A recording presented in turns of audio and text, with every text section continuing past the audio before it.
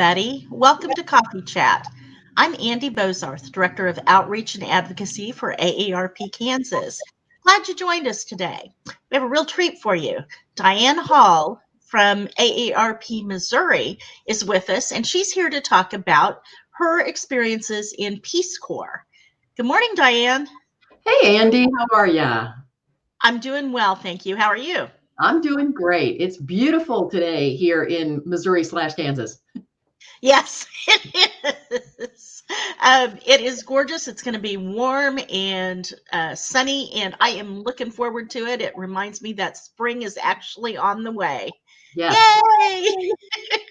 And it's a beautiful week to celebrate Peace Corps because it's National Peace Corps Week. Yay! Yay! And I think that is wonderful. You want to give us a little bit of background and tell us what Peace Corps is exactly? So most people, at least of my generation and older, but there are younger people who may not know, Peace Corps is a U.S. government accepted service kind of agency, but it has the mission to promote world peace and friendship through their three goals. And I think they've reworded them several times, but back in my day when I went, it was first goal was to help countries who requested meet their needs for trained manpower.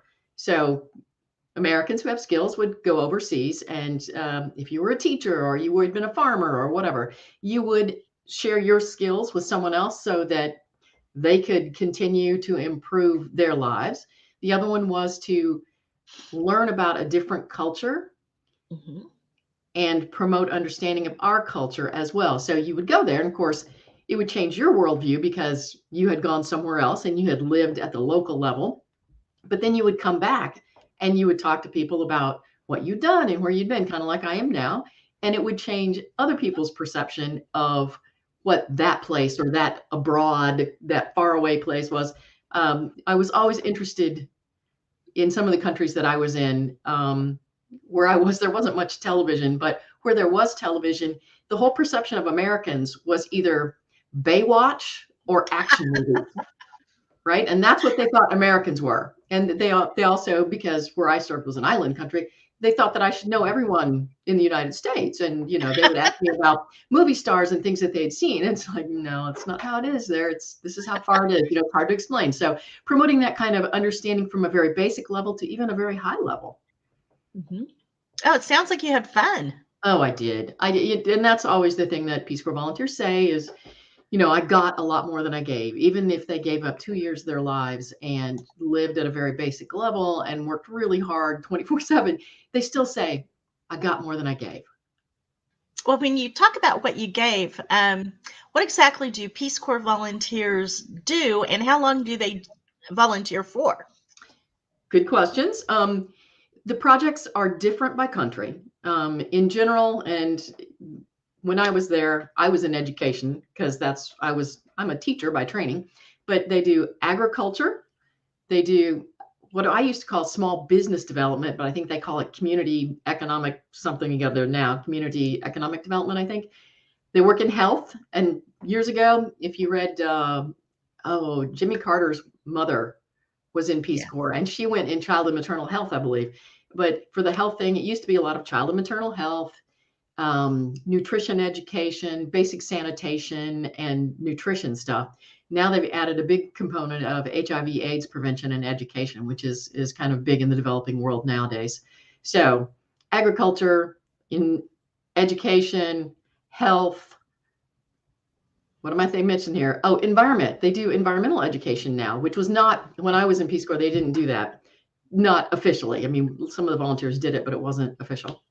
So they do environmental awareness education, which is a good thing. And then they do youth development, which in a lot of countries where I served in particular, young people did not see anything beyond what was right in front of them. And so to open up their avenues through whatever means, sports, youth government, educational programs beyond basic school and whatever, gave them the idea of options. So youth development was another thing. So there's, several different programs that volunteers serve in. Depends on the country, because people come into Peace Corps and get assigned to a country that matches their skill set, maybe their language thing, but the country has to request. So if the country says, we want English education, then that's what Peace Corps does, even though you may look at the country and go, I think they need some business education or whatever. So it's at the request of the host government. And where did you volunteer? You kind of alluded to it being an island. I did. Yeah, I volunteered in the Republic of Palau. Let's all pause and go, do I know where that is? Maybe not. It is part of the Pacific Islands. It's not the South Pacific because it's north of the equator. It is about halfway between Guam and the Philippines, if that helps you at all. So it's a little bit hard to find. It's tiny. The island I was on was one of the bigger islands, and I think it was like 14 miles long and 11 wide or something. I mean, it was quite small. And it was the bigger island, right? But so Palau is part of Micronesia. And Micronesia has different chunks, but Palau is independent, and then there's the Federated States of Micronesia. So, and there are other, Kiribati is part of it as well, but it's tiny islands out in the Pacific. That's why micro. But Palau is a beautiful place. For some of our listeners who may be World War II buffs, they may not know Palau specifically, but might know the Battle of Peleliu, which was a huge, huge battle in World War II. And there's still a lot of artifacts on Peleliu, which is one of the smaller islands in the Republic of Palau. So some of our listeners might know that. But that's where I was, and it was basically a tropical island. Wow. And how did you make a difference to the people of Palau? Well, because as volunteers, say, we get more than we give. And so making a difference, I taught English as a second language in the traditional religion high school, the Modiknye Religion High School. And it was a boarding school, which was really an interesting paradigm. And Palauans have English education starting in the elementary school level. So my kids were fairly advanced. My work with a lot of those kids was to polish up their skills. One of my students ended up going to what was then Park College, which is north of Kansas City here. I helped him apply for college, which was kind of cool. But I'm not from Kansas City originally. I didn't know Park College. And because I was, from the United States, naturally I should know where that is, right? Which I did not. But yeah, so made a difference that way. I also worked in youth development as my secondary project. So I was a high school English teacher during the school year. And then after school and in the summers, I worked in youth development and worked with kids on team skills. And I worked with what was then called the Youth Congress in Palau. And it was kind of a cool thing. And I don't know how I stumbled into that, but it was helping young people become more aware of how their government worked. It's kind of modeled on our system a little bit, and how they can participate in it and how they can make a difference. And they represented, issues pertaining to youth.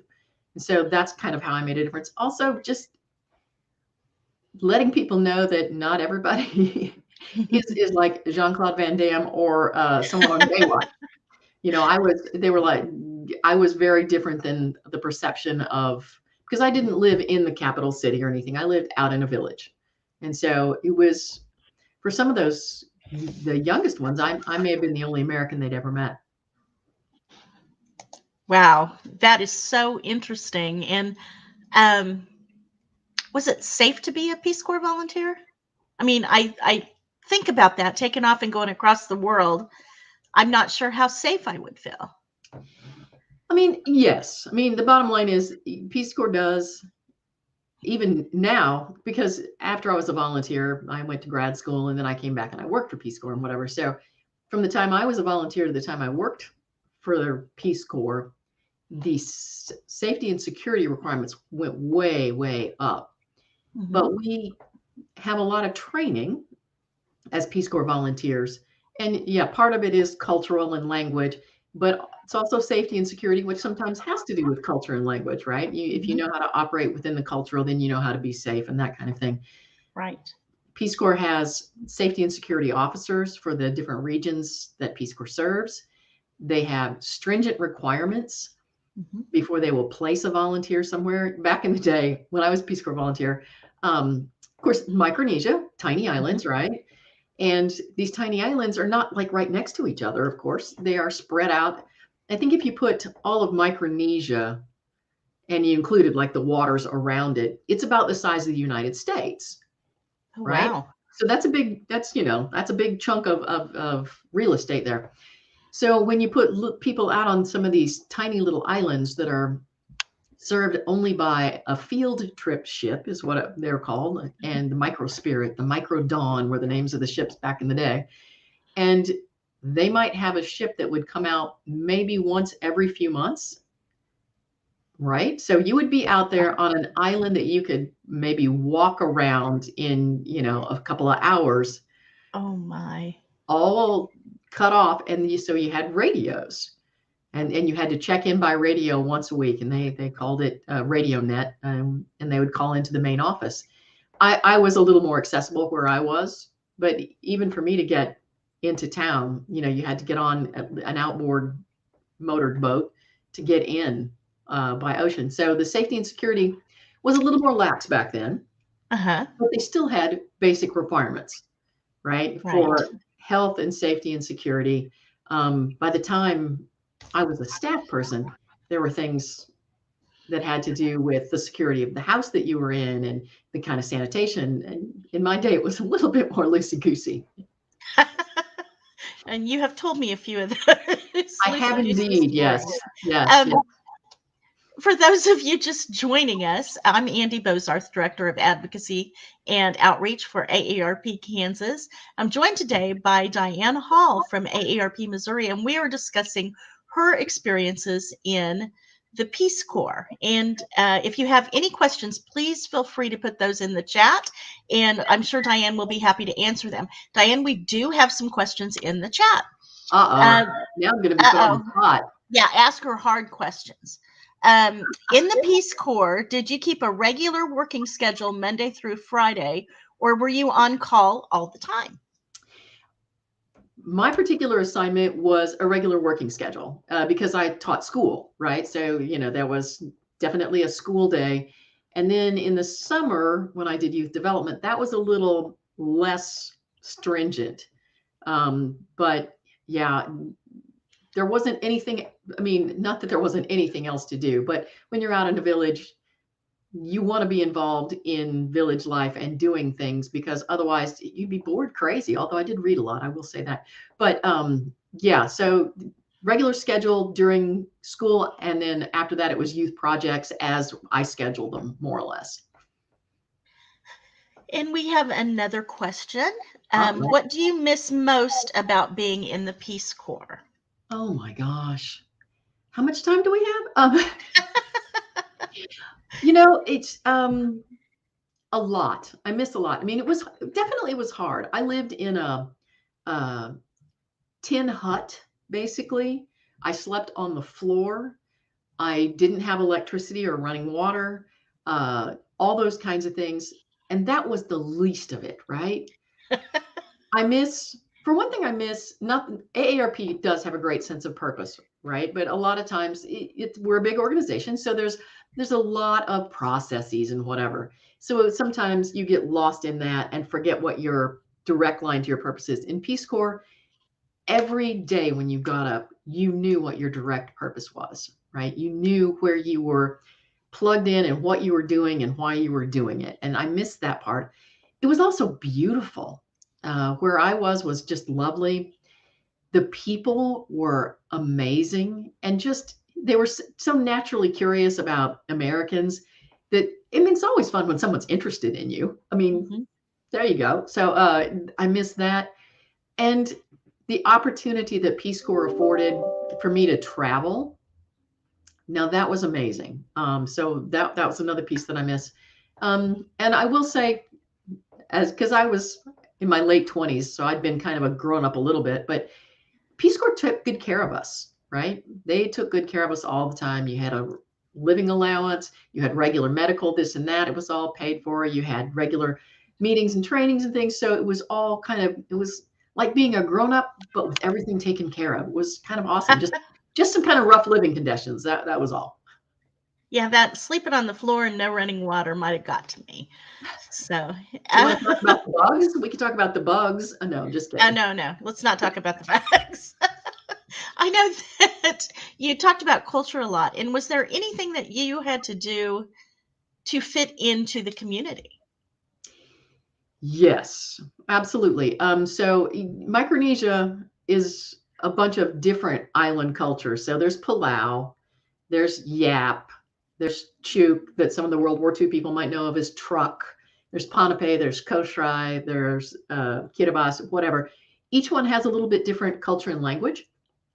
A little bit different culture and vastly different language. Let's do that right. But so I had to learn at least enough language to get by, and I learned to speak Palau well enough.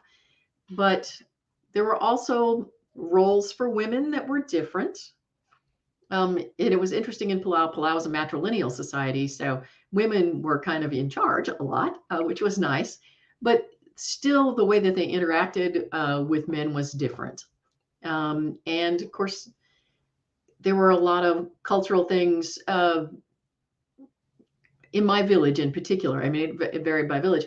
They wouldn't light a fire at night because it might wake the spirits of the ground. Right. So knowing those kinds of things so that you don't whistle at night. That was another thing. So things like that you had to learn so that you didn't offend someone, things that would seem, it's natural to have a fire at night, right? No. Anyway, and I think it kind of depended because that seemed a little bit odd to me because we did have fires at night. But anyway, so you had to learn some of the cultural cues and things so that you fit in. The other part was in Palau, they didn't understand societally where you fit in unless you belonged to somebody. Mm-hmm. So as part of my training, you stayed with a host family, kind of like a student abroad did, and you got adopted. I mean, there was a ceremony and it was official. And to this day, I'm still in touch with my Palauan family. And yeah, it's just, well, and of course, social media has made that much easier than it used to be back in the day. But yeah, I got found by one of my Peace Corps nieces on Twitter, which was just, and then it was funny. Oh, how fun. And I think it's great that, I mean, you did have a family there that you could learn from around the customs and everything. And Absolutely. you mentioned that you were in your 20s when you went. Is there an age limit or is this? And no, I knew the answer to that question because my personal plan has always been for a very long time to do Peace Corps as my retirement job. And so can you talk a little bit about what Peace Corps does with people who are not in their 20s? If you meet the health requirements, you meet the health requirements. Right. So, and if you have, of course, you have to have the requisite skills for whatever it is the assignment might be. But yeah, there's no age limit for Peace Corps. And one of the things that I find most interesting, because when I was a volunteer, I'm trying to think, there were at least 3 people in my training group who were over 65. And then there were some that were, 50 to whatever. So it's well accepted that we have volunteers who are older or retired or even professionals now who have a break. But anyway, one of the things that I found most interesting was our culture in America really values youth. Right. A lot of countries around the world really value age and wisdom. So yes. Even in my late 20s, I still looked quite young and fresh-faced and whatever. And it was interesting to me to see the juxtaposition of my experience versus Millie, who was in my group. And at that time, I think Millie was 68. And just how much, I don't know, easier is the right word, but how much more quickly she was accepted as someone of authority because of her age. And she did the same things I did. I mean, she taught school. She was at a girls' boarding school, and it was a very similar experience, other than the fact that she was just revered because of her age. And there are some special things that I think maybe Peace Corps goes a little extra for older volunteers. Sometimes language learning is harder as you get older, but I have not seen anybody not get through. So they're good at making sure that they are inclusive in their training. And it's an amazing thing to do when you have that wealth of experience to share. And they also now have a what is it called? Peace Corps Response, which is a shorter kind of service. So you have regular service like I did, which was 2 years of actual service plus, 2 to 3 months of training prior to your service and that kind of thing. But they have Peace Corps Response, which is geared more toward professionals. And what is so, it? well, it's a Peace Corps assignment. Let's be clear, Okay. but it's usually it's shorter, and it doesn't have a lot of front-loaded training because you come in with a lot of the skill sets that you need. There's some culture and language probably, but not as much as I had to go through. But it's like 3 to 12 months, I think, in length, and I think it averages about 10 months. But you come in with a very specific skill set.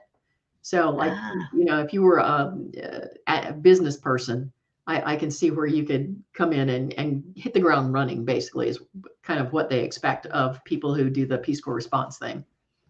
Oh, wow. That sounds like a great option for people that have right? lots of experience with life.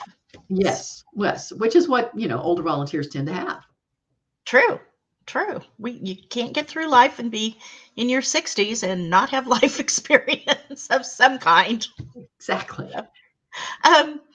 I know we've talked a little bit about your experience as a volunteer. You also said you worked for Peace Corps. Can you tell me a little bit about the differences and what did you do?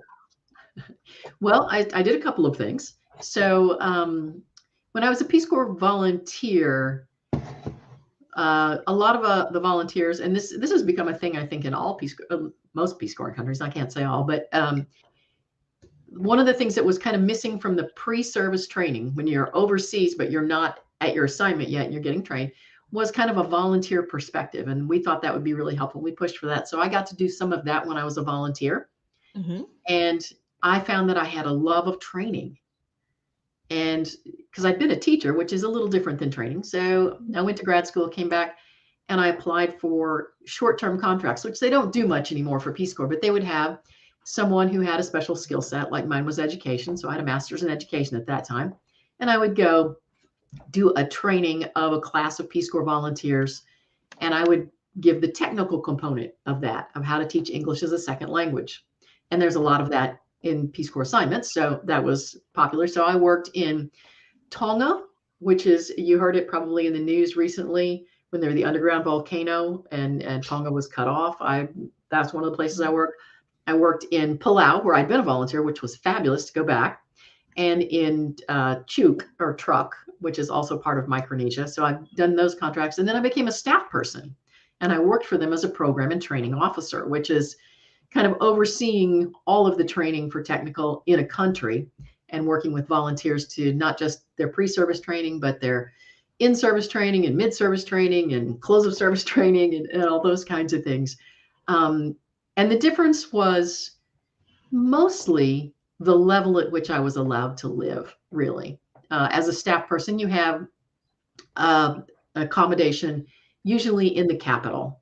Mm-hmm. And although we had water hours, I did have running water and electricity, but sometimes the water was off during certain times and that kind of thing. But yeah, so it was just a little bit higher standard of living, but you still had to be able to operate in the culture. And it was really helpful if you knew the language. So when I went back as a training contractor to Palau, I actually got to stay with my host family that I'd had when I was a volunteer trainer.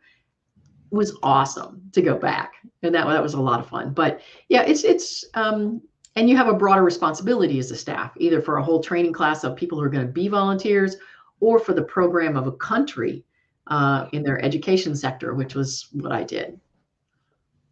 Great. And if somebody's interested in the Peace Corps, how can they find out more information?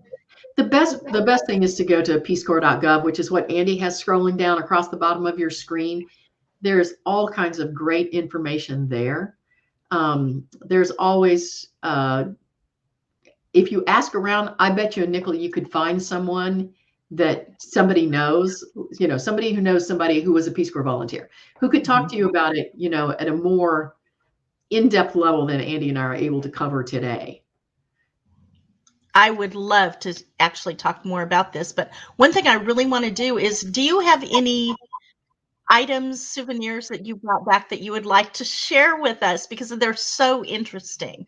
Andy knows that I do, because I told her about them before we started this. I did know that. So I was a volunteer on an island. So fishing is a big thing, right? Because then they were a subsistence economy, and to an extent still are. So I have a few things.